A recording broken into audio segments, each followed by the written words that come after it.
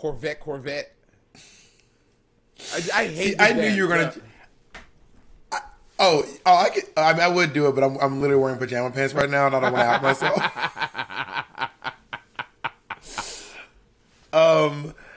I am so happy to see you. I was happy to see you too. So I was having a conversation with a friend today, and I don't know how we got on the topic of Drag Race, and we were talking about how Ru cast girls for the show. And I was like, well, it's not Ru. There's like a casting agency. I think Ru's part of the process. Right. So I'm like, so it's the casting firm. The casting firm gets like these thousands of submissions. I don't think they're with the casting firm anymore. Well, they were when the casting firm casted me. They did it for me too.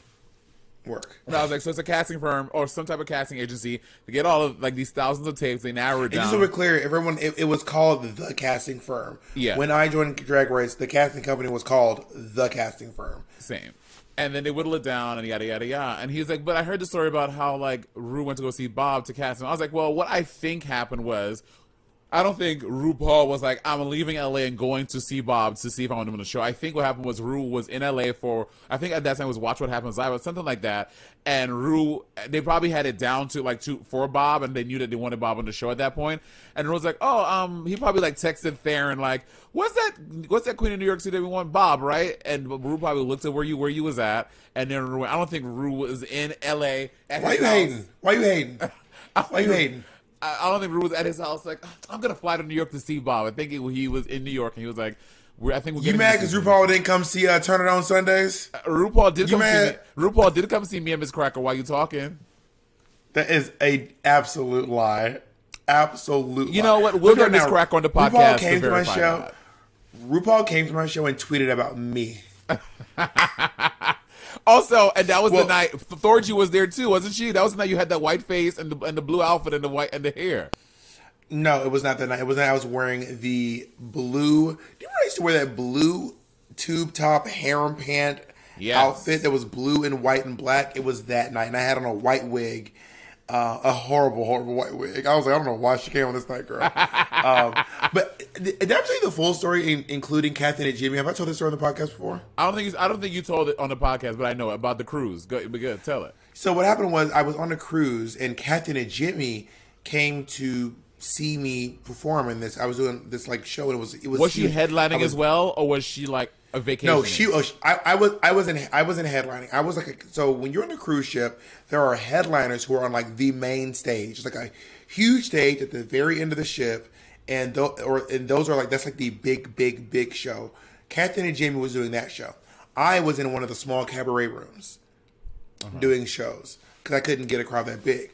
So it ended up getting really popular. Everyone just loved me, and I did an encore show. It was one of the, those nights. You have a wild, electric night. The crowd's going crazy. Yeah. They're wanting encore after encore. It was one of those nights. And then I was on fire that day. And then Kathy and Jimmy was like, you need to come meet me by the French fries. So I went up to the French fries, and I met Kathy and Jimmy there. And she was like, what's your name? I was like, my name's Bob the Drag Queen. And she was like, you're really great. I was like, thank you. And then she said, hold on one second. She pulled out her phone. And she dialed some numbers. A Motorola Razr. It went to voicemail, and she said, RuPaul, I am sitting here with the next winner of your show. You need to call me back. Gag. And that was, and then about a month later, RuPaul showed up at my show, came to the Monster, and was like, is Bob the Drag Queen working tonight? Which is so crazy to me that Ru really be looking for the next queen. Like when RuPaul said that she knows Tamisha Iman, or when RuPaul says, like, on Drag Race UK, she goes, everyone knows I'm a fan of Lawrence Chaney.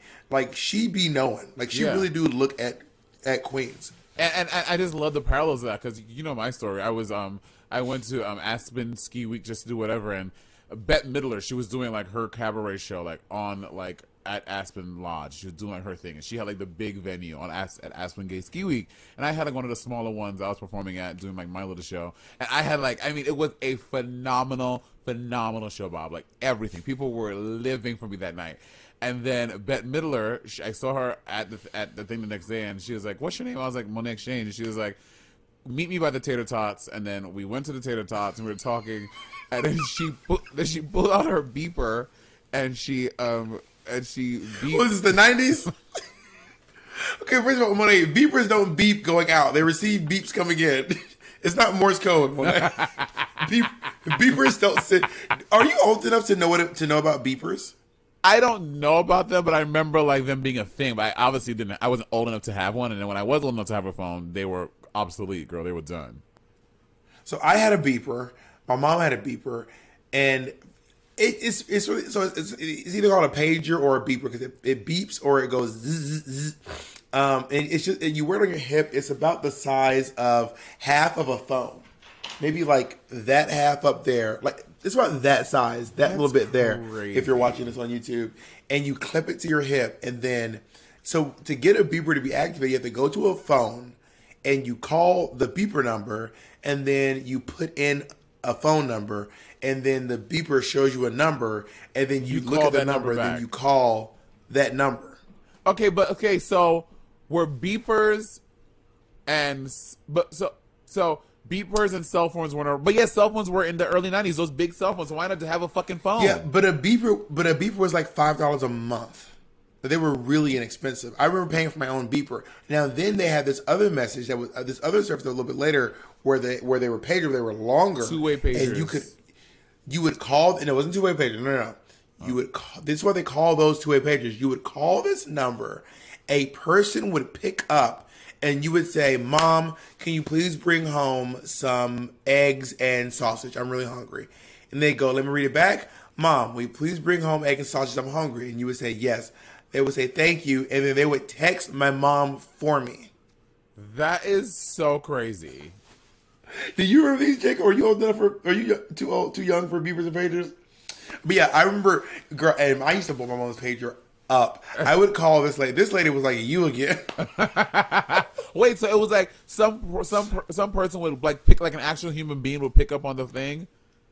A human being would pick up and say, "What's your message to Martha?" And then I would say my message, and they would like, "Let me read it back to make sure. Is that correct?" And I say, "Yes." And they would say, "Thank you." And they would send the message. That is literally how crazy. I mean, it sounds. I'm still gagged at the fact that Netflix used to mail DVDs. Oh my god! To our houses. That is wild to me. Well, you know, there's still like that goes on. It's called GameFly. GameFly is kind of like the old Netflix. You can subscribe to GameFly and they mail you games in the mail. You pay like a monthly subscription of like $20 a month, and they send you games and you can play for as long as you want, and then send it back so you don't buy the game. But at that point, I guess it's worth it.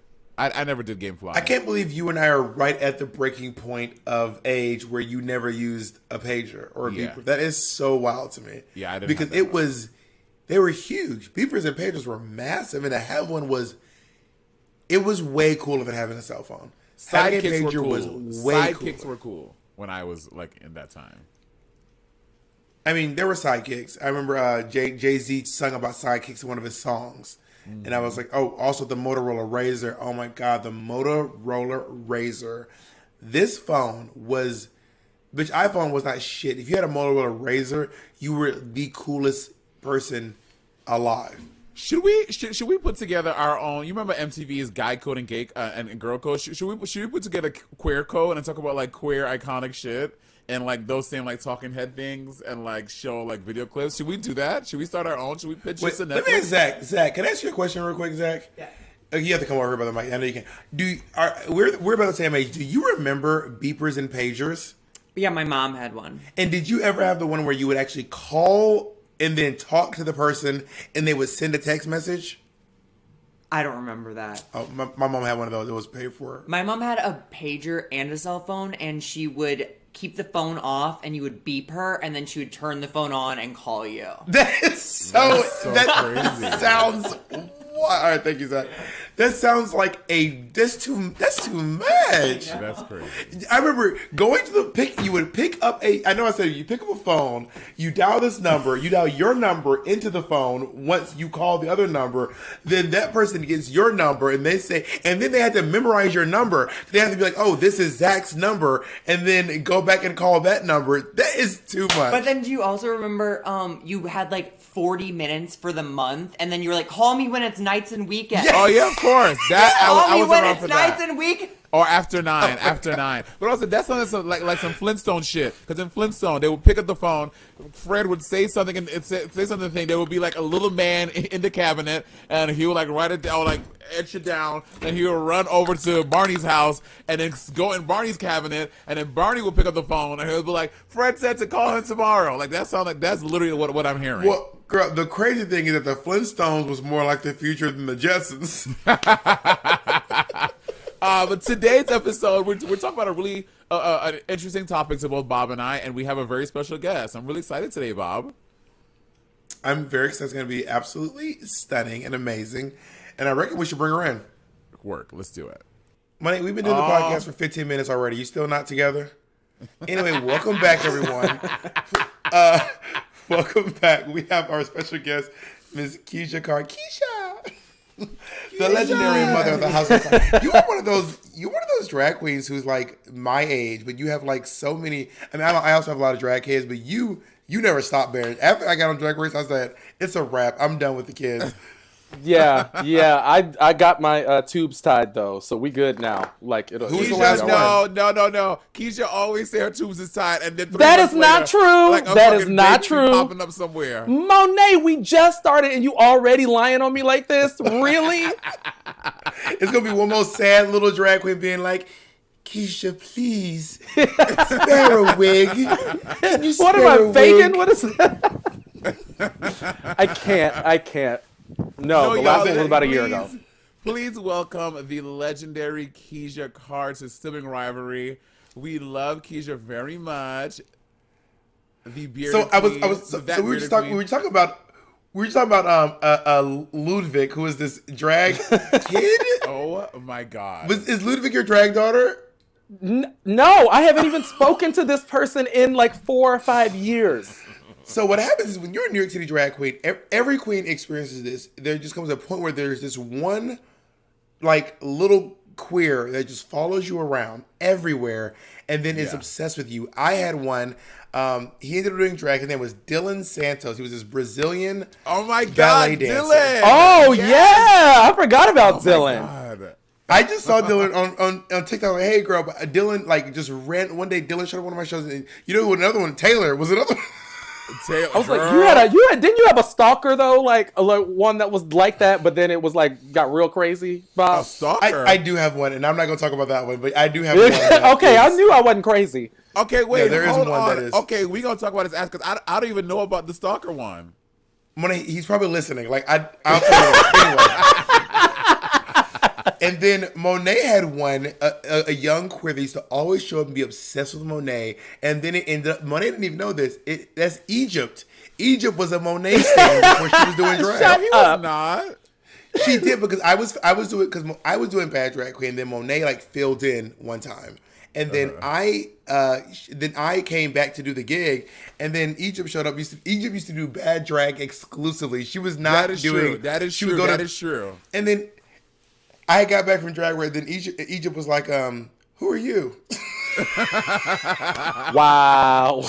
Egypt did come wow. to shows, but I think that like a lot of the queens now who like are like Egypt's and a video who Yasmin who like loves to see who's Tina's drag kid, I think. Like a lot of them were the ones who would be like sitting in the audiences like at all of our shows all the time, and now they got their own shows doing their own thing now. It's crazy. And they're on drag, and Rose, now they're on Drag Race. Yeah, now they're on Drag Race. So that story. So Ludovic, he was this French kid who would follow Kizha Carr around, and he had this thick ass French accent. And every time at any show at Kizha show, he'd be like, Kizha, hi, Monét, have you seen Kizha? Where is Kizha? And he was like obsessed with you. BB Beret. I literally don't think you say my name any other way. Like when you see me on the street, you'd be like, Kizha. Now, Kizha Carr has been doing drag for Kizha. How many years have you been doing drag? December 15th of last year was 12 years. 12 years a shave. You better work, Yep. girl. It's a shame. 12 years a shave. Come on, memoirs. Yes. No, that is really fierce. Because I remember when you first moved to Everyone knows when, like, I mean, I don't even know what the New York City nightlife scene. I can't lie and act like I'm so steeped in the nightlife scene now. But I remember when we used to all cycle every single competition. It was Peppermint. It was Tina Burner. It was those were the two mainly because those were the two. Oh, and Saliva with Thorgy and Azrea. Yeah, and Saliva, and we would just cycle them. So there were these queens. So whenever a new queen showed up, two of the biggest queens to like three of the biggest queens, everyone was like, "Oh my God, there's this new queen." Was Kizha Carr. When Sable City showed up, everyone was like, "Who the fuck is Sable City?" Because she was sweeping, and then it was Maddox Madison, rest in peace. Maddox. Maddox used to come in and like she won at Bear, I think like 25 weeks in a row, and they were like, "Girl, you can't come anymore. Like you are crazy." Yeah. And Madison and Maddox, you could see in pitch black. Because she was literally wearing white highlight. She was all of this was blown the fuck out, bitch. Maddox. And also Kizha and Bob, like when I was coming up, you know, Kizha and Bob were like the black queens in the city. Like if you are oh God, Bob, please. They were like, if you want to strive to be like someone, like y'all were the best entertainers. Y'all shows were always super well attended, and y'all were those bitches. Well, you even asked me to be your drag mother at one point. I did. So fun story. The application process must have been really tough back then. Because nowadays, not really tough because Jasmine Rice slivered on in there. Anyway, so Jasmine Rice were doing drag together, and then Bob was doing his own thing. Like I didn't see Bob's shows a lot, but I would see Honey Davenport. Well, at the very beginning, I would see Honey Davenport's pictures. She was in Get Out. She had just won something, so she was like in a lot of publications and stuff. And then, but Kizha was like, I was like, Keisha's really tall. Keisha's like, there's so many things that I want to do. So Jasmine asked. So you wanted to be tall like Kizha? You thought if Kizha was your drag mom, and you'd be tall? I just said she was. Do you understand how genetics work, Monét? I just said Kizha was fierce many times. Anyway, so then Jasmine Rice was like, I'm gonna ask Kizha to be my drag mother. Kizha, she asked Kizha. Kizha said yes, and I was like, oh, I'm gonna ask her too. So I went to ask Kizha, and Kizha was like, no. And I was like, oh, okay. Okay. That's not entirely what happens. You asked and I said no because, what did I tell you? Do you remember? I don't remember. Okay. Because at the time you were doing like real genderfuck drag. You were like bald headed and like painting weird shit on your face and whatnot. And I was doing very fish pageant, blah, blah, blah drag. And I said, you are more, and Honey was Sir Honey Davenport at the time. And she was doing genderfuck drag. And I said, I think your aesthetics are more aligned. And now you are pussy, she's pussy, and I've got a beard on my face. So. My, how the tables have turned. And also, do you remember the time when people would confuse Bob and Kizha all the time? All the time. Like, they would confuse y'all every. Well, I was skinny back then. I was real skinny. It doesn't matter now that you're gone. They use Kareem McJagger, and he has muscles. So I'd be like, Kizha's the one who doesn't wear the titties. I'm the one with the titties. Kizha's the one who's not wearing titties. Without titties. Exactly. Yeah. Anyway, so I want to let's jump into our topic. So this is something me and Monét have been actually wanting to talk about for a minute now. But let me say this: I cannot speak for my sisters here. I can say this about myself: I am not a social scientist. I am not a biologist. I don't know much about human anatomy. I don't know any social sciences. So we're talking about a topic called transracialism. But let me say right now, these are all just from a few things that I've looked up in the past day. And actually, since we've been talking about it, I've looked up a few things here and there. But I just want to say, I am not an expert on any of this. So take this with a grain of salt and a shot of penicillin. You sound like Alyssa Edwards. I am not a seamstress. I'm not a singer, but I know I'm a fierce queen. I may not be a fierce queen. I may not be a dancer. I may not be able to lip sync. I may not be able to walk in heels. I might not even be on this show. But I am a fierce queen. I think if you don't have any of that, I might not be able to do comedy. I might not be able to perform well. My outfits might be shit. My makeup might be horrible. Despite all that, I am a fierce queen. So the topic of transracialism came up because actually I was at Kizha's house right before one of our friends, Dustin, right before Dustin and Cody moved away. We were at Kizha's house having a little kickback, you know, a few party. Not, I don't say party favors because not those type of party favors. Wait, back up, bitch. Wait a minute. What in the Puerto Vallarta? What in the Puerto Vallarta? This is a Smirnoff house only. No, I'm kidding. And then Kizha was like, I want to throw something into the room. And I was like, oh Lord, what is this? And she was like, transracialism. And my brain was immediately like, what the fuck? And then Kizha explained what transracialism is to me. And then after like talking about it for like a good solid 30 minutes, I was like, I think that this is really a thing, and I think that it's worth talking about and dissecting it because I find it to be really fascinating and really interesting, especially now that we are moving into the era of I think they're calling this new generation the Dreamers, so because you know they're a generation that I think Dreamers are specifically referring immigrant children, to right? Immigrant children. Oh, is it? Just so we're clear. Yeah. Yes, Monét. Dreamers is about like Mexican kids who live here. Oh, I thought they were saying the generation after Z were the Dreamers. Bitch, No. No, Monét. The Dreamers. no, that's not it, boo. Dreamers. No. Well, Specifically anyway, so immigrant with children.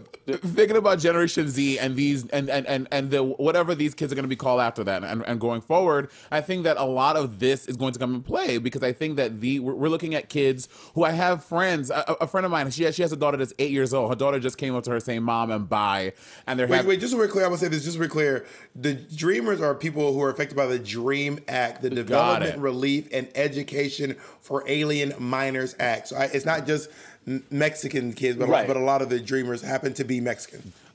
Yeah. So shifting to these new kids, I think that these kids are going to be. I think that people are going to start identifying this, and I wanted to talk to my two good friends about it. Okay, so here's a quick question: if Rachel Dolezal had been discovered today, would it be as harsh as it was for her? And my second follow-up question was: were we too harsh on Rachel Dolezal? I think if this happened today, yes, it would still be as swift and as damning as it was when it happened. Were we too hard on her? I think she's a martyr for what's to come. You know what I mean? I think there are, you know, you gotta, what do they say? You gotta crack some shells to make eggs or something like that. Yeah. I think it's one of those situations. I think she's just the first to open this conversation. Yeah. And if there's anyone who's way too young to know who Rachel Dolezal is, Rachel Dolezal was at one point the head of the NAACP for Spokane, Washington. And one day she was at this interview and this guy was like, "Are you white?" And she was like, and then she's like kind of got quiet. And then he was like, "Bitch, are you white?" Like, the fuck. And she was like, "I'm leaving." And then they found out she's not black.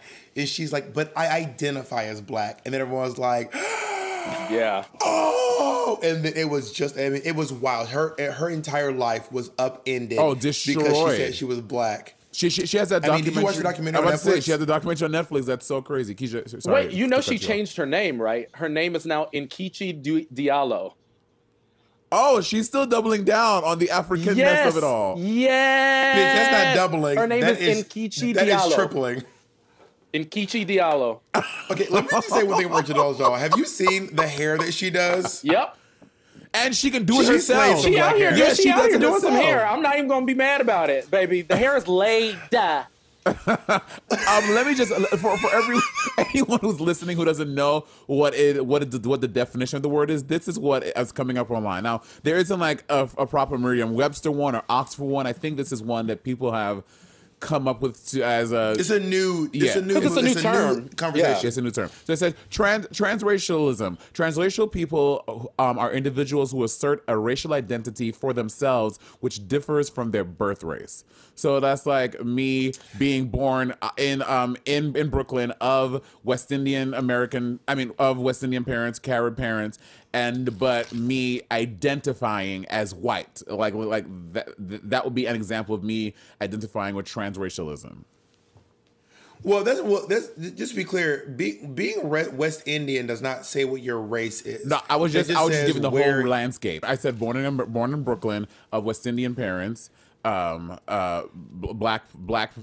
family, black parents, but identifying as white. That would be an example of transracialism. Niggas. Oh my God. In short. In short. So here's my question to you. Well, this is not a question, but I'm saying like this. Black folks don't do this. I have not known any black folks to be like, I'm actually white, or that's not true. Maybe I've seen a few black folk. Well, actually, no. Christian Walker. I have not seen any. Who? Christian Walker doesn't say he's white. I think Christian Walker is problematic, but Christian Walker does not say that he's white. This is true. I can't think of any black people in any set that I know from TV, from film, from the social media, who are like, I'm actually, except that one girl on Dr. Phil, but Dr. Phil they be acting on Dr. Phil. Yeah, girl, fully acting. Oh, but there's her. I mean, like, I don't know if Sammy Sosa says he's white, but Sammy Sosa has definitely gone through what I would equate, this is going to probably get me in trouble, but what I would equate to like racial assignment surgery. Like, he's literally bleaching. He's white now. Is he really like physically white? I think bleaching your skin doesn't make, for example. No, I'm not saying it makes it. I don't know if he's actually identifying Yeah. that way. I'm just saying that, like, if there are black people that Probably one of the biggest ones that we all can remember. Well, not all of us, because there are very young people here. But like Michael Jackson, when I remember looking at Michael Jackson's TV and thinking to myself, this isn't just a white man. This is one of the literal whitest people I've ever seen in my life. Yeah. When I found out, then I watched the Jackson 5 movie, and I was like, who are these little black kids playing this little black kid playing Michael Jackson? Because because Michael Jackson's white. My mom was like, no, Michael Jackson is black. And I was like, I remember being like, now, I know that Michael Jackson has had vitiligo, and I think that Michael Jackson, there are some cases where people have turned completely white from vitiligo. It is pretty rare. It is pretty rare. A lot of times people have vitiligo, like someone like Winnie Harlow, someone to turn that white in their vitiligo is actually relatively rare. Like our friend Brenda Darling has vitiligo, but it's really light. You can barely tell. Yeah. It's like she's light skinned, like a little bit more light skinned on her right hand. Yeah.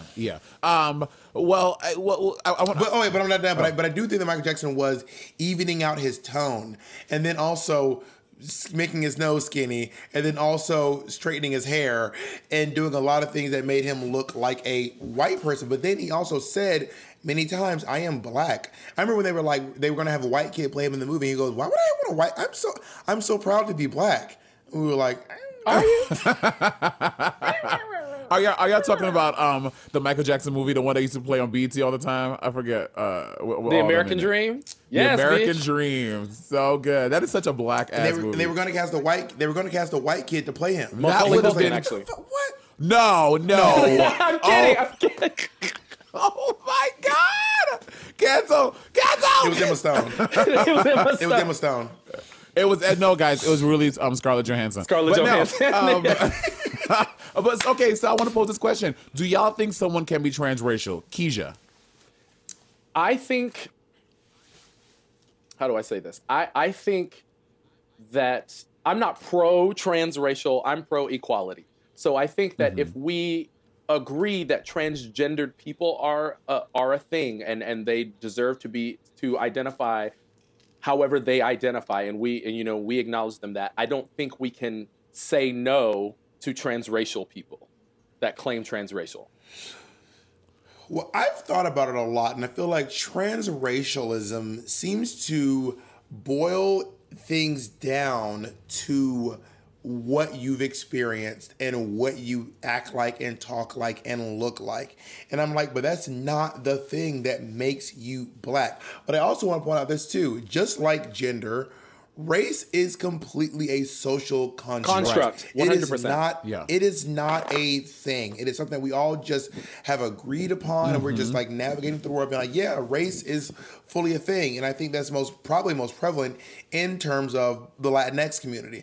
Like this was wild. When I went to Brazil, I met people who were like calling themselves white, and I was like, oh, in America, no one would call you white. Like, they were like, yeah, I'm white. And I was like, you're not white. I was like, you're whiter than me, but you're not white. You're brown. In America, everyone would be like, you're Hispanic, or you're Latinx, or you're Latino. No one would call you white, but because they were comparing themselves to the citizens of the favelas, who are primarily Black. very dark skinned, Right. they were calling themselves white, which really blew my mind. Yeah. That they consider themselves white. They were like as dark as like Bruno Mars almost. Well, and I think for me, kind of snowballing off what Kizha is saying, I'm like, I think everyone on this call right now agrees that transgender is a very real thing. We all have trans Right. friends. We all have friends who identify with that experience. So, looking at what that is, which is being assigned a gender at birth that you do not identify with. So, if we Right. use that, how can we say that if you are born a race that you don't identify with, then should you be allowed the same liberties to which would be to be transracial? Because if we all agree that transgenderism is a thing, then transracialism, I feel, falls under those same barriers or same constructs. So my question is, if you are born white and you identify as black, under the idea that we're all like, yeah, you're transracial, is that person now eligible for an NAACP scholarship? Okay, so this is where I like have my or issues. sorry, United Negro College Fund scholarship. This is where I have my issues. I like if this person says I don't identify as white, I am a black person. That's who I am. That's what I identify as. You're not. I don't think you are entitled to say America one day was like, you know what, we actually gonna give reparations to all these niggas, and they gave out reparations, and you don't get a piece of that. I think that's how Joe Biden's gonna be saying it. Joe Biden's gonna be like, look, these niggas deserve this. Kamala gonna be like, He gonna have Kamala right there at the podium when he says it too, right? But no, I don't think that you get to reap the benefit. Oh, the benefit. Not that it's a benefit, but like you don't get to reap the reparations, the actual reparations, because you have now decided if you're gonna be transracial and you black, you are new black.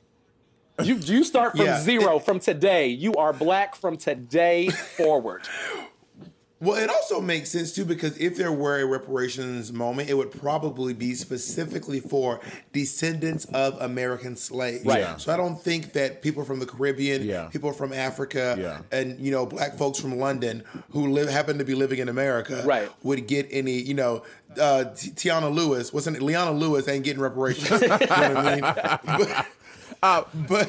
But I have a feeling that descendants of American slaves would. But that's the same conversation. Like what we're talking about now is what people say for transgender folk who you were assigned male at birth and you have transitioned to be a woman, to be female. So then they're like, so then you don't get to participate in women's sports, and that is a real conversation. So I think that this, like, the simile of benefiting from that race and playing in sports. Well, but there's two different. That's apples and oranges.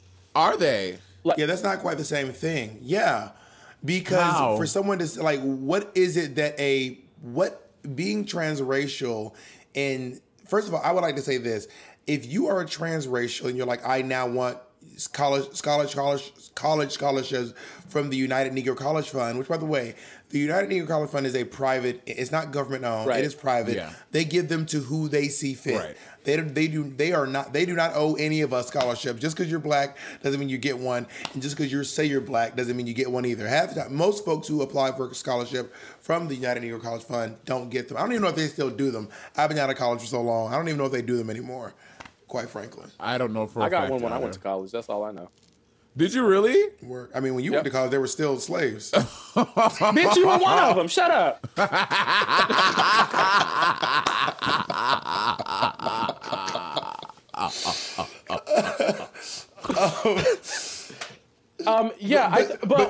to the transgender point, like, I don't think it's the same thing. Allowing someone to participate in what is now their gender and disallowing someone to reap the benefits of a historical injustice are two different things. Yeah. Well, I mean, I don't think it's a perfect match, but yeah, I mean, I'm like trying to process it as I'm saying, and I guess that does make sense. Yeah. Okay, I can see that. Well, let me define race while we're sitting here. So, according to Merriam-Webster dictionary, any one of the groups any one of the groups that humans are often divided into based on physical traits regarded as common amongst people of shared ancestry. So essentially, according to this, if you look black, you're black. You're black, right. And if you look white, but that's not white. true. That's not true. Bitch, you don't get to make the definition. This is based on what? I mean, that's your interpretation. Wait, so read it again. This is not my interpretation. Read it again. Read it again. This is Miriam. Okay. Any one of the groups that humans are often divided into based on physical traits regarded as common among people of shared ancestry. That basically means if you look black, you're black. That is a stupid definition. We all know white people who have black features in terms of nose and lips and blah blah blah blah blah, and not ones who have injected themselves or had surgery to look so, who are not black. So that is a stupid definition. I'm mad that Miriam got that shit on her website. I'm gonna text that bitch right now. Well, I don't know that Miriam is the only one that has it, but so. I mean, according to that definition, Rachel Dolezal is. If Rachel was passing for black for 10 years, baby, nobody knew the difference. Then is she black? According to Merriam-Webster, she is. I think that definition is a little dodgy, and that seems crazy. Okay, let's do Cambridge Dictionary. Okay. One of the main groups to which people are often considered to belong based on physical characteristics they are perceived to share, such as skin color, eye shape, etc. So based on both the definition, race is about how you look, which is why people, Monét is shook, which is why whenever people say like, what is your race? And they say, I'm Hispanic. I'm always like, that's not, you can be Hispanic and like, there are white Hispanic people. Being Hispanic does not mean that you are not white. It means you are from a country where they speak Spanish. It does not, just people like Celia Cruz, who was Hispanic, but she's also black. Yeah, she's black Hispanic. You know what I mean? So based on that definition, and we can't make a problem, I strongly say we cannot make a problem definitions. If you look black, you're black. I'm so shook right now. I literally feel like I'm shook. I'm fucking shook. That the definitions of the word race is basically, bitch, if you look like it, you are. I'm so fucked up by that. I'm not even gonna hold y'all. I'm fucking fucked up. But like, think about it, Monét. That's kind of what our society tells us every day. Yeah. I mean, you know what I would say, Monét? You are what you are, and you are what you experience. If you are having black experiences, you're black. If you're having white experience, it's kind of like someone who, I think why definitions like this exist for people who are mixed race, who are like, for example, Barack Obama's black. Right. Barack Obama's not white. Barack Obama is not white. Right. Full stop, in the discussion, because Barack Obama looks black. He is treated black. Mm-hmm. Everyone looks at Barack Obama like, that's a light-skinned black guy. He's black. Yeah. Therefore, so I think that it can't just be what's in you, because you have so many things in us. You know what I mean? However, it can't be about how you're perceived. You are what you are, and you are your experience. So since Barack Obama is having a black experience, he is a black man. Now, but on the flip side of that, let's just say in an alternate world where Barack Obama looked like what he is, but Obama is like, no, he identifies with his white side. He's like, no, I'm white. He's not wrong. Even though he is, because you are what you look like. Perception is reality. But like he is literally half white, half black.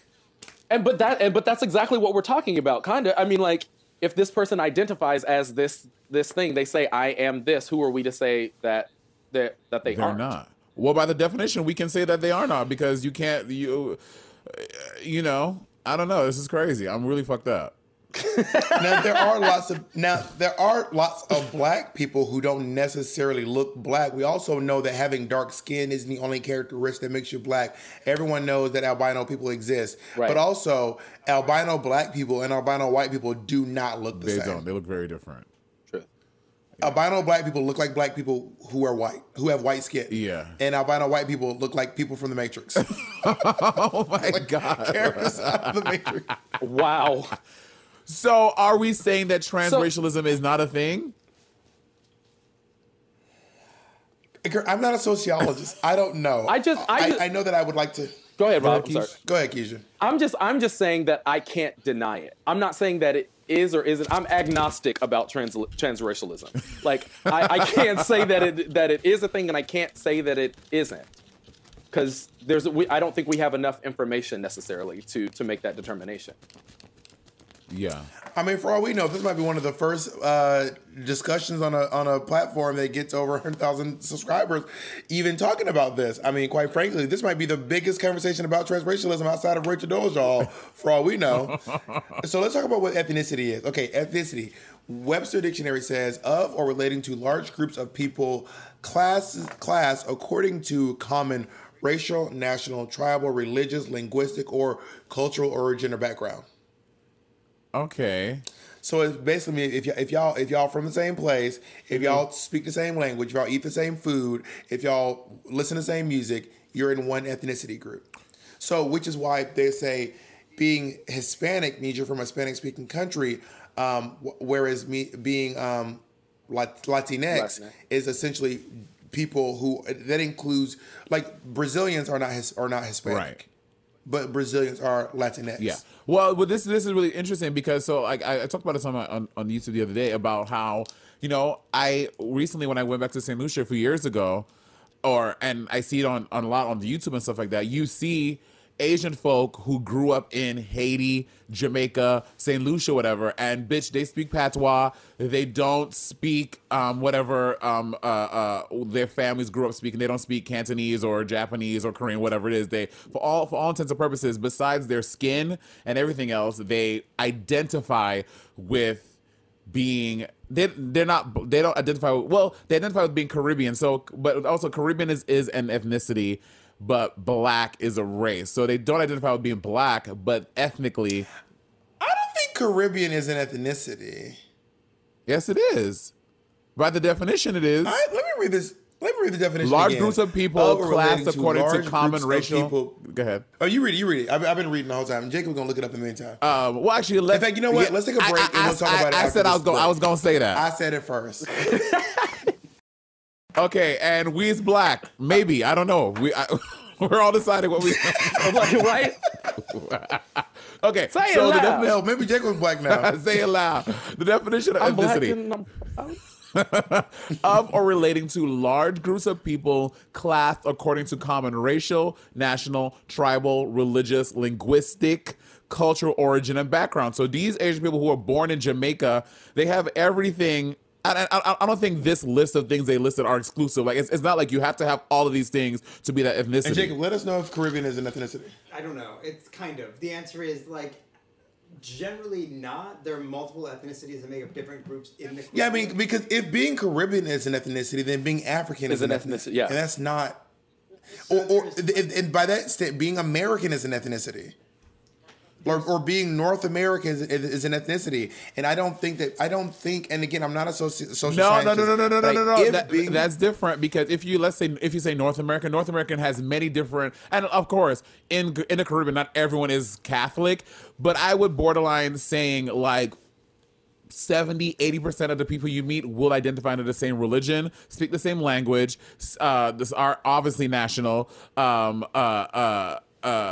origin and background. So, but in North America, I think that's just vastly different. North America has so many people are not those things. Like it's such. So what about African then? Is African an ethnicity? Yes, but black is the race.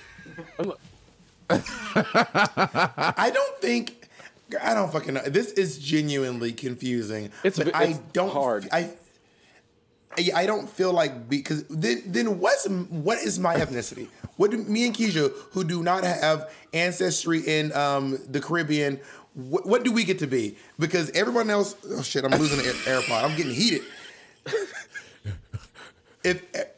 If everyone else is like African or Caribbean and we're just the black Americans, but everyone in America doesn't identify like us, what the hell are we? Are you going to tell me that me and Kizha are nothing? I don't know what y'all hoes are. Y'all hoes need to get some culture. Baby, I did 23andMe. Don't come with me. I know where I'm from. Thank you very much. I know what point of the slave trade I came from, baby. Trust and believe. I've never done it. Have y'all both done 23andMe? I've never done it. I did it like 4 years ago. Gag. Yeah, back in the day, I did Ancestry. Back before 23andMe, I did Ancestry.com, which is like that's what I thing, did. That's what I did. Ancestry. Yeah, it's an older company, and it basically said you're from this collection of West African countries, which I've been there. Well, that's so funny because you know, when like white people do it, they get so excited. They're like, yeah, I'm like 8% sub-Saharan African, and I'm also 10% Iberian Peninsula, so I'm like a little black and a little Spanish, and also like German and whatever. I'm also 4% Siberian Husky and 3% Rottweiler. He's like, yes, I love that blue eye, bitch. Sit down. But black people, the majority of my black friends that do it, it just says African countries. It comes back. It says nigga. Like, it's just, that's all it says. Yeah, exactly. Like, it was, I think I found out that I was of the Mandingo tribe off the west coast of Africa. Are you being funny or are you being serious? I'm not being funny at all. Okay, then Is Angie were Mandingo? Come on, Bob. Yes. I'll put your dick pic on the screen and we'll tell you what you are. Explain Mandingo. Mandingo. Go ahead, Bob. Explain Mandingo. So for those you don't know, Mandingo was very popularized in the 70s as a category in porn, specifically referring to black men with humongous penises. That is what Mandingo was on.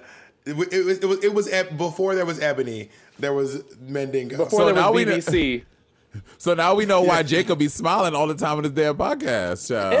Hey! Hey! Y'all are so stupid. Mandingo ain't my baby, Henny. Yes!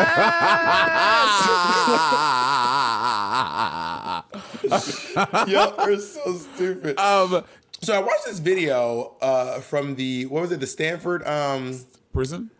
I'm trying to find it in the document, but I can't find it. It's from the top right there.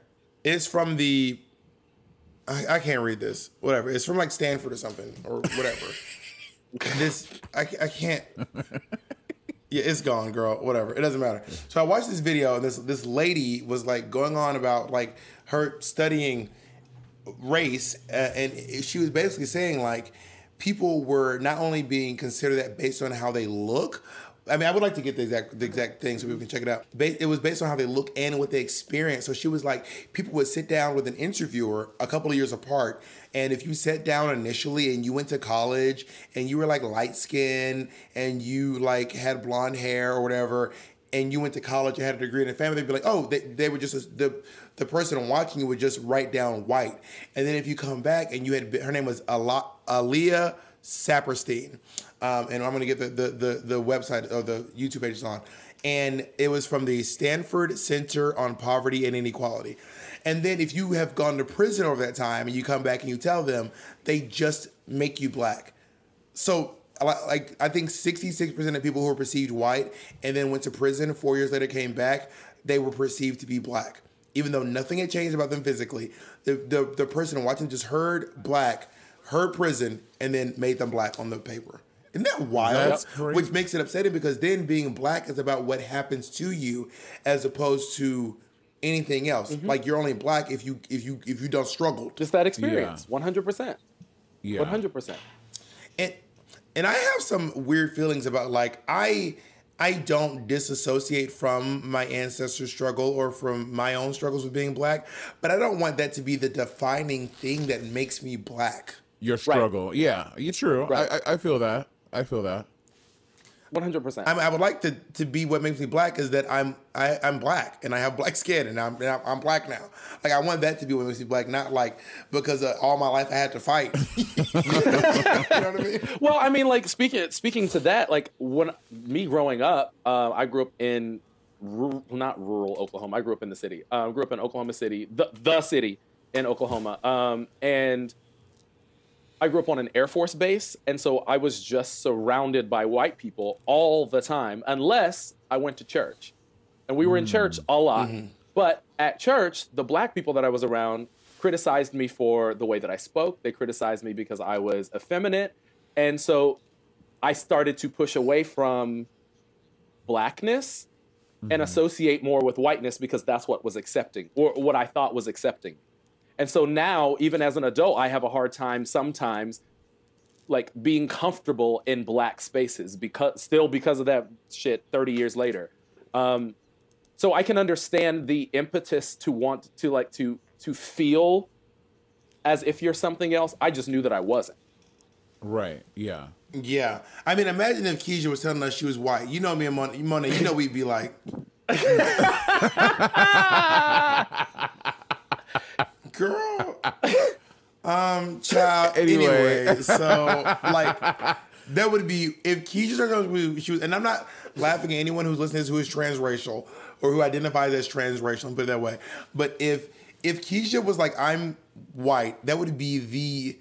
Y'all would oddest gag. Imagine I would gag. Imagine if Jacob was like, one day Jacob was like, "Hey babe, so I identify as Black. I identify as a Black American Jew. Like you, like what like in reality, like what do you do?" I'd be like, "What in the Lenny Kravitz is going on?" I said, "Suddenly Bob is dating Sammy Davis Jr." What? Like, What in the what's the comedian who just found out she was Jewish? What's her name? Oh, Tiffany Haddish. I was like, what in the Tiffany Haddish is going on on this day? But it's so interesting too, because like Black Americans we do not break our ethnicity down by all these things. Yeah. Like white folks would be like, "Girl," they'll be like, I'm Jewish. They don't say they're not white. They'll be like, "What are you?" Like, "Well, I'm Jewish." Oh, like, and we'll be like, "Okay." I mean, that's not discredit the fact that you're Jewish, but if we're over the phone and for some reason I need to know, which I don't know why I would need to know your I was like, where's this going? Over the phone. But you telling me that you're Jewish does not tell me anything about what your skin looks like. But white people also love doing this. They'll be like, "What are you?" They'll be like, "I'm mixed." I'll be like, "You're mixed?" I'm like, "Yeah, I'm like Irish and I'm Scottish and I'm German and I'm also Russian." I'm like, "Bitch, it's not mixed. That's fucking white." That is a mix of whites. Yeah. Well, here's another thing to think about that people don't consider. Like, being Asian is not enough to just be born in Asia, because there are lots of countries in Asia. Yeah. Mm-hmm. For example, the entire Middle East is in Asia. Right. The whole Middle East. So Middle Easterners are Asian. Most of Russia is in Asia. Yeah. Most of Russia is in Asia. So they're Asian, but we only consider like people from, the Far Japan, East. China, Far East. We only consider Far East people Asian. So I don't even know what to think about that, because you can't say that someone who's born in Asia isn't Asian. Right. Or you also can't say that someone like, because the thing, like, it's weird that we give colonizers in America, they get to be American. They're not European. They're Americans. Yeah. Yep. And they have completely colonized this land. And the people who have colonized chunks of Africa, people wouldn't call them African. Right. Although Charlize Theron is African. Yeah. She's South African. Yeah. She's South African. But is she African? Yeah, she's African. I wonder if Charlize Theron qualifies herself as African. African. It's weird because if Charlize Theron was on this call, she'd be the only African. Oh my God, that is true. She would be. She'd be the only African person. But I never understood why I don't get to be African. Like, Matteo gets to be Italian. Well, no shade to Matteo. No. Okay, Matteo's grandparents are from Italy. Sure, super. You don't have to go back that far for my parents to be African either, okay? I mean, or someone who's like raised in Brooklyn, their parents haven't been to Italy, their parents, they are 9th generation New Yorkers. They get to be Italian, but 100%. I don't get to be African. What's up with that? That's not true. But you have to realize all those people normally they are steeped in heavily into that tradition. They still have know us and they like actively participate in Italian traditions for the holidays, yada yada yada. If I have Black friends in America who actively choose to participate heavily in African traditions, so they call themselves African. Well, what you're not acknowledging is that they were allowed to still be steeped in their traditions. When slaves were brought to America, they were not given the option to keep doing African shit. It wasn't like, and we will bring your African books. You can worship your African lords, or your African gods. They were like, you have to assimilate. You can't read, you can't write, you can't speak your language. Even though you don't speak our language, you must learn. Your kids will learn our language. They can't learn your languages. You have to worship our God now. So it's not like black folks have just decided we don't give a fuck about African culture. We were literally cut off from it. It is, and it's like someone who's raised in a their parents speak Spanish, but they were never taught. Right. They were cut off from being able to do that. It is, you have to actively go back and try really hard. If you're just raised in an Italian culture, you don't have to work hard to be Italian. I see your point. All right, Bob, that was good. I see you. There was this. I want to send you all of this TikTok. Maybe I'll take a break to say this because I want you to actually. It's a long thing. You have to go a lot to watch it. But there was this video. This guy right around the insurrection. This black guy was like, "Y'all, I don't know where we're going. I don't know where I'm from, but we leaving. We going back to another land." I saw that. I got no more time for this. I'm done. And then this African woman duetted, and she goes, "Yes, brother America, we are coming to pick you up right now from the airport." And she was like happy, like, "Yes, brother America is here. We are going to get him." And she was like really happy. And then someone else responded, and it got emotional. He was like, "This is so crazy because my whole life I've been told that Africans despise African Americans." I've been told that too. I was actually about to bring that up. I've never heard that. Well, not once. My whole life, I've been. I think it's when you're Black American, your parents are Black American. You are taught that Africans don't like us. They don't give a fuck about us. They think we're snooty. They think we're the problem. We have been told this so many times. So I genuinely thought to myself, especially as a queer person, I was like, I just thought to myself, I will not be welcome in Africa, which is horrible because I don't terribly feel welcome in America. So then I'm like, well, then where am I welcome? So this man said, I didn't know I could go home. I had no clue that I could go home. I didn't know that was an option. Yeah. I did not know that was an option. And I was like, that's why that's the thing about being a Black American, but it's a little bit different for you, Monét, because you have a connection to another place. I know. When you're a Black American and you're the descendants of American slaves, all you have is this country that has been so shitty to us for 600 years almost at this point. And we just never got a chance to get a leg up. And every time we do anything or build a little bit of culture, they tell us it's stupid. You make names like Shaniqua, and they just say that's ghetto. That's fucking ghetto and stupid. And it's like we are trying to create culture, piecing it together from here, from France, from Africa, from the Caribbean, and trying to make some. So when Black Americans wear a dashiki, maybe we wear it wrong. Right. But has anyone considered that it is a yearning and a cling to have culture that we just don't know anything about? Yeah.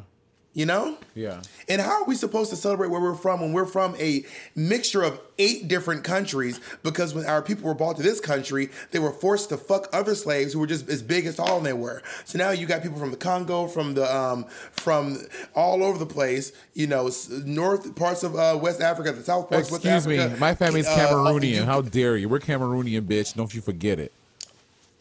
Anyway, regardless, but when you are trying to mix all this together to make something, and I understand how it can be annoying to see someone doing something that you revere and respect, but I just want to say, like, it's a lot of Black Americans just not knowing. We don't, quite frankly, and I feel embarrassed to say it, we don't know any better. Yeah, that's real. And a lot of times don't have the money or resources to find out you know, what's actually going on.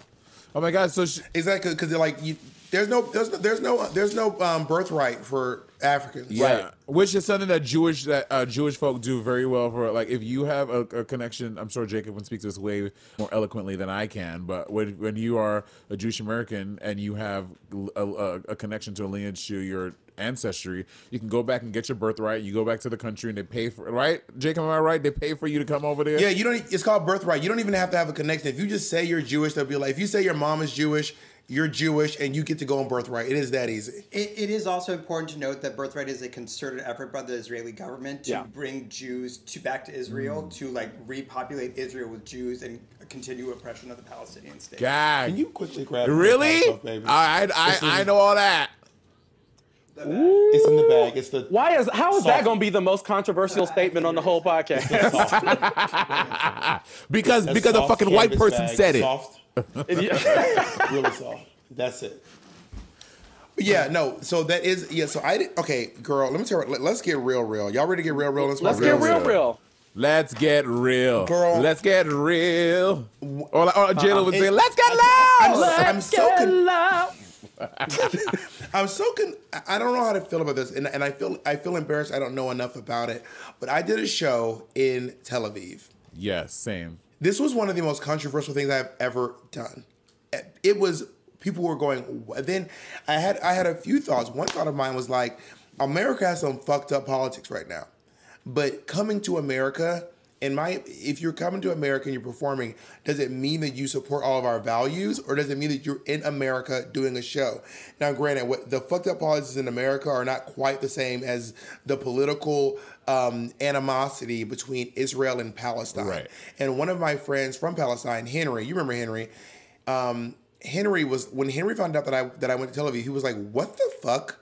And it was like we had a very long discussion in Australia, where he now lives. He came all the way to my hotel room and was like, "We need to talk about you going to Tel Aviv." And he spoke to me about it. And it's one of those things where I was like, I don't even know what. I don't know enough about it to be able to make a good decision, quite frankly. Yeah. I feel like that too. I did that same gig in Tel Aviv, and I think a lot of it is, of course, me being a grown ass motherfucking adult in this country. I can take it upon myself to learn about this stuff, but Americans, just in general, we are pretty oblivious to the world news at large. Like we've been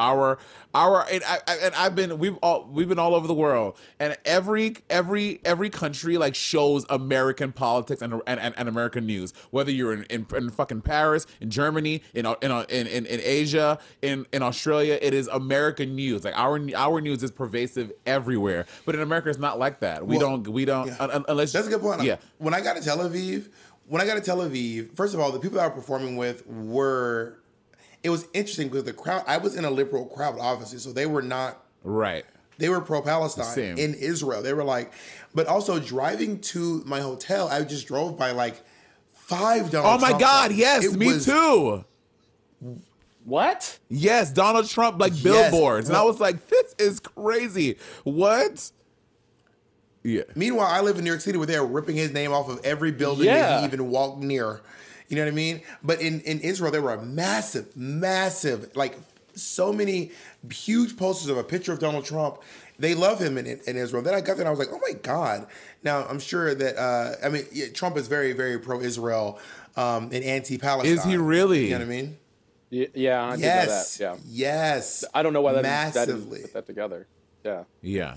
But yeah. But I mean, I don't know they're going to be putting signs up. And we like Adele in America, but they ain't no fucking billboards all over the fucking place. No, have you had those experiences, Kizha, about especially at shows and stuff with similar experiences? Well, I mean, what do you mean? In what regard? In terms of like Israel, or unknowingly doing something about that you didn't know was problematic. Yeah, problematic. Oh yeah. In regards to global I work in Hell's politics. Kitchen. I didn't know that was problematic until I was told, and several times by black colleagues or acquaintances that is working in Hell's Kitchen problematic? I was told that I was cooning for the white man in Hell's Kitchen.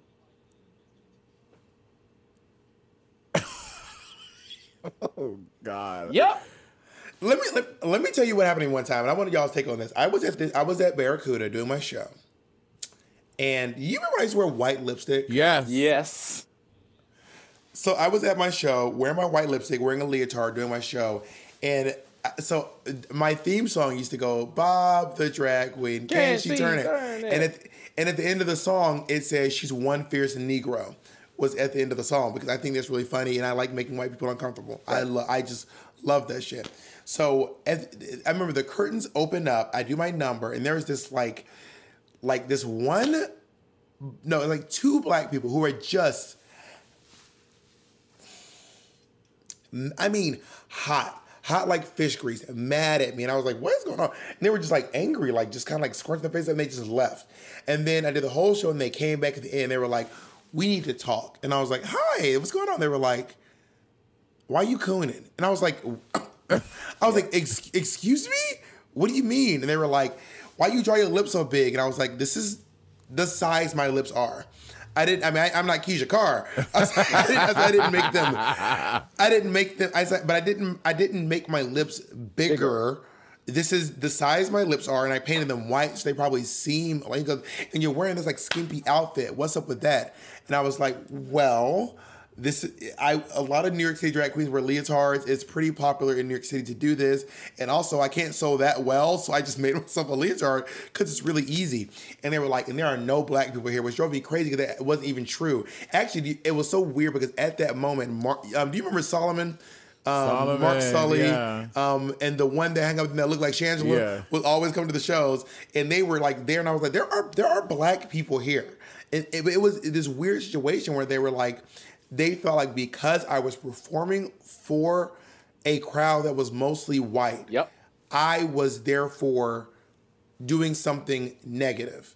Or that I was, being the WB frog. Being, not Michigan J Frog. Not Michigan J. Michigan J Frog. Well, my baby. And but like, what do you feel about that, Mo? Because you love people who call people coons. Amanda Seales, your favorite. I don't love people that call people coons. I just say I have used that term. Do you love Amanda Seales? I love Amanda Seales. Do you love Amanda Seales? I love Amanda Seales. Do you? So does she call people coons? She does. So you love people. All right, go ahead. Oh my God. Anyway, and I have used that term like that. The Attorney General of motherfucking Kentucky is a fucking coon, and I will say it again. He's a piece of shit. Is a coon. I agree. Is a coon. But I've 100%. Seen this. So then what makes you... I feel like for me, I don't call people coons. I feel like for me, being called a coon is worse than being called the N-word. A nigger. I was going to be clear. Not a nigga. A nigger. If a white person calls me a nigger, I'm like, child, you... Anyway. Child, anyway. But there's something about like me on that stage. And I was like, I'm just doing my show. I wasn't like... I don't remember doing anything else particularly like, hey, white people. Did you do your slave number? My jokes that I would tell. I used to do my slave number, and I don't do mine anymore either. Why did you stop doing your slave number? I stopped doing it because the intent of it was being lost. Because what's happening in our world and whatnot, people didn't want to look further into it. They just saw the surface and didn't want to take it for what it actually was. They took it for what, I mean, I haven't done my slave number in a really long time. For everyone wondering, it was this number where I did Slave For You by Britney Spears, and it was cut in with Chris Rock talking about slavery. And it was just this comment I thought was really, really brilliant. And it was a commentary on how black people in America have been bred for the profit of America. And I remember whenever I would do that number and there were black people in the audience, they would get it and it would feel really great because we'd be connecting on this level. But when you're performing in New York City, specifically where we're performing, Hell's Kitchen, Chelsea, West Village, you can't make your audience entirely black. Yeah. You know what I mean?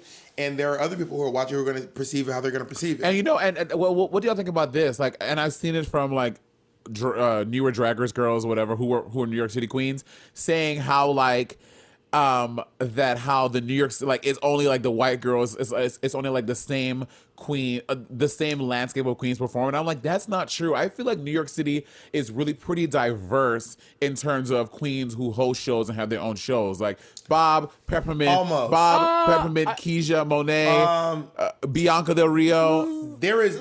There is very little Latinx representation in the New York City. Very little. In Manhattan. Pixie is one of the only Latinx drag queens really performing in Manhattan. Now in Queens and Brooklyn, in the Brooklyn drag scene, there are people like Lady Quesadilla who are doing drag as well, and Horchata, but it's also a big part of the kooky art scene. Right. And over in Queens, you have a lot of people who are like Latinx queens who do like only songs in Spanish, who are like performing at Latinx clubs. And that whole thing, like Sanity Light and Betty Betty Nice, and those kinds of queens who used to do that stuff. But I will say, if there's there is underrepresentation. I don't know any Middle Eastern queens. I do. No, except maybe Jolena Jasmine. Who? The one who used to sing? Jolena. No. She's really pretty. A dancer. She's a dancer. Super skinny. Oh, Yeah. but I also remember there used to be a queen named Sheila Dubai. Well, I mean, I don't know if this is problematic, but Jackie Cox. Jackie Cox is Middle Eastern. Well, she identifies as. Oh shit, Monét. Is she transracial, Monét? What's gonna be? What's gonna? I mean, even Asian, like Juicy Lou and. It used to be Yuha. Yuha used to have. Not you forgot your daughter, Jasmine Kizha. Jasmine Kizha. I love you, Jasmine. I mean, I love you. I You just get on my nerves, but I love you. But I mean, I think that we can always strive for more representation of more hues in the rainbow and more people. But I was just saying that in terms of the New York City escape, I feel like you do see an array of colors more so than other scenes that I've been to in traveling and going to other scenes where you go to a place like, in like Phoenix, Arizona. Sorry to say, but that's one that sticks out of my head, performing there and drag them and being me being the queen coming from out of town and then still being the only black person in the bar. You know what I mean? Like, that's crazy. Like, one of the few times in my entire drag career where I felt like I was playing to a room that understood and that was super black and everyone was when I performed at DC Pride 2 years ago. It was the entire audience was black people. A club in DC packed with all black people. That was also the same night that Tatiana showed up and she got obliterated. I mean, Tatiana, if Tatiana hears this, it was a really good fucking night. But yeah, it was the first, and I was making all these jokes about things like, not necessarily Bobby Jones specifically, but things of that, and that diaspora, but things that, black shit. And it just felt so good to make those jokes and everybody be like, and then get it. It's such a rare feeling. I got to work at Boxers Washington Heights for about a year. And that was a very I quit. You know me. What happened, You know me. Okay, I've had enough. I'm done. Kizha, what happened, Kizha? but those audiences, I was very excited to do that because I was like, oh, it's gonna be black people. This is gonna be great. And then it turned out that it wasn't black people, it was all Latinx people. And so then I found myself, like, I got on Duolingo. I was learning Spanish. I was looking up, you know what I mean? I was kind of immersing myself in another culture, which I was like, oh, well, this is actually good for me to do, to try to learn something about these people that I didn't know anything. We don't have to do that with white people because we live it every day. Yeah. And that's something I want to point out also, because there is a lot. Sometimes I read the comments on our YouTube and stuff like that, not on Patreon, but on YouTube, and they're like, why do Monét and Rob talk about so many? Why is it always a race thing? Why is it always a black thing? And it's because as people of black people specifically living in this country, and like we just said for the past 10 minutes right now, the majority of the audiences that we once upon a time performed in front of would be the majority would be white faces staring back at us. So actually more black folks in the UK than definitely at our shows. Australia is white. Australia is literally the whitest place I've ever performed. Yes. Indigenous population of Australia. But at our shows, a lot of white people. Yeah, at our shows. Like, literally, I've been to shows and done shows in Australia, and literally, it would be maybe two black folk would be there. So it's so the reason why is because that is our lived in reality. Every time we perform or go into the store is what we're met with. So that's why black folk talk about blackness and race a lot, because it is a lived reality every day. That's what you're faced with in every decision you do. Where can we find you online, all right, y'all, Kizha? Where can we find you? Oh, yes. You can find me on Instagram and TikTok. I just started TikTok because that's what the kids are doing, apparently. Both at That Bearded Queen. It's That Bearded Queen. And I do a show every Thursday on Scruff, if you have the Scruff app. It's called The Big Gay Strip Spelling Bee. We have two spellers. They take their clothes off if they get a word wrong. We have a lot of fun. We have lots of inclusive. We have trans contestants. We have white, black, everybody's in there. Like, we have a great time every Thursday, 6 Eastern on Scruff. But do you have any transracial contestants? Not that they've disclosed. Well, thank you for coming by. Absolutely. Thank y'all.